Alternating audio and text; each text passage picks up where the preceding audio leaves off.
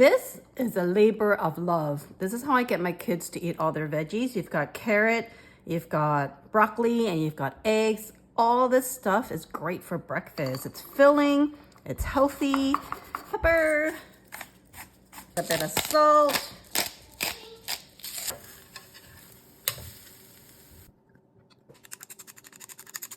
Grab all that good stuff.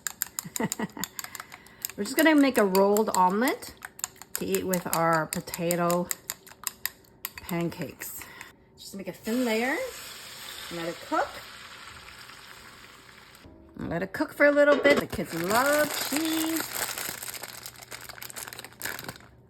Just gonna put it in now so that it can kind of be a little bit melty before I roll it up. I think breakfast should be healthy with some vegetables, but also should be tasty. Melt it a little bit and we're ready to roll.